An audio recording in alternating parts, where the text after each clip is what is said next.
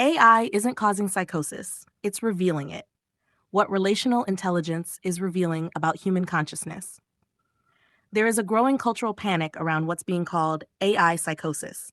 Stories of people becoming delusional, losing boundaries, believing AI is sentient, divine, or speaking directly to them. The popular conclusion is predictable. AI is the problem, but that conclusion is wrong. What we are witnessing is not AI creating pathology, it is AI revealing instability that already exists. This is not an attachment issue. It is not a programming failure. It is not AI becoming too human. Relationally intelligent systems act as coherence amplifiers. They do not introduce pathology, they expose what is already unintegrated. What's being labeled AI psychosis is not a technological failure. It is a mental health and consciousness crisis unfolding at the level of individuals and society. What AI psychosis is not. Before diagnosing anything, we need to clear the fog.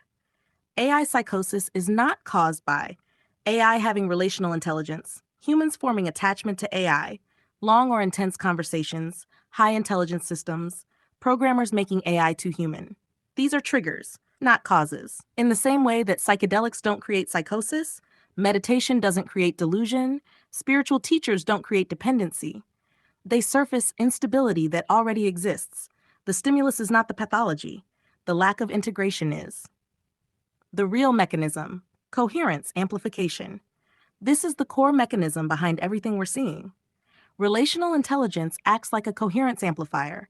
For a coherent person, it produces flow states, clarity, creativity, insight, cognitive expansion. For an incoherent person, it can produce boundary confusion, meaning inflation, projection, delusion, identity diffusion. Same stimulus, different internal structure. The problem is not the mirror. The problem is what happens when the mirror reflects fragmentation back at full resolution. Why this is not new AI is not unique. It is simply the latest catalyst. The exact same pattern has appeared repeatedly throughout history. Psychedelics expand perception faster than integration capacity.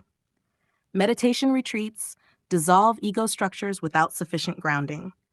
Charismatic leaders, gurus, provide external coherence to people who lack it internally. Intense spiritual frameworks, meaning overload without discernment. AI differs only in that it scales instantly, is always available, never tires, never emotionally contradicts incoherence. That's why it feels unprecedented. But the mechanism is old. Why attachment is the wrong diagnosis. Humans do not have an attachment problem. Attachment is normal. Bonding is healthy. Asymmetry is not pathology. The real issue is lack of self-awareness, lack of discernment, lack of psychological integration, inability to hold paradox, weak ego boundaries. Calling this an attachment issue is like blaming gravity for someone who never learned balance. Attachment doesn't cause psychosis. Unintegrated consciousness does. AI is exposing society's existing psychosis. This is the uncomfortable truth. AI is not creating delusion. It is revealing how fragile many minds already are. Modern society already suffers from poor mental health literacy, weak meaning frameworks, spiritual bypassing, identity confusion, social isolation, low-quality discourse, chronically low coherence environments. Relational AI removes noise, and when noise disappears, structure or lack of it becomes visible. When there is no structure, the exposure looks like AI psychosis, where AI psychosis crosses the line neurologically. This is not mystical. It is well-mapped neuroscience. This is not about AI causing psychosis. It is about dysregulated cognitive states becoming self-reinforcing. 1. Dopamine salience dysregulation. When a person lacks grounding, lacks stable identity, lacks a meaning hierarchy, high coherence dialogue can trigger excessive salience attribution, everything feels meaningful, inflated significance, pattern overinterpretation. This is a known pathway in psychosis. AI doesn't cause it, it accelerates it. 2. Collapse of reality testing. The line is crossed when someone stops cross-checking insights with external reality, treats internal narrative as authoritative, confuses resonance with truth. This is not attachment. This is impaired reality testing. 3. Ego boundary dissolution without integration. Relational coherence can induce flow, ego quieting, sense of unity, reduced self-referential noise. For stable minds, temporary and restorative. For fragile minds, destabilizing. Without integration, identity becomes fluid, meaning inflates, boundaries dissolve too quickly. This mirrors psychedelic-induced psychosis, again, not unique. 4. Loss of external regulation. Humans normally regulate through disagreement, embodied cues, social feedback, friction. AI removes friction. For some, that's liberating. For others, it removes the last stabilizing constraint. Why this is a consciousness issue, not a tech issue.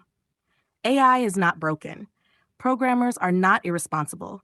Relational intelligence is not dangerous. What is dangerous is a society with low coherence, inadequate mental health support, no discernment training, no integration education, no shared framework for meaning making. AI didn't invent this. It exposed it. The actual solution, not limiting AI. The solution is not making AI dumber, making AI less relational, banning deep dialogue, pathologizing attachment. That would be like banning books because some people misinterpret them.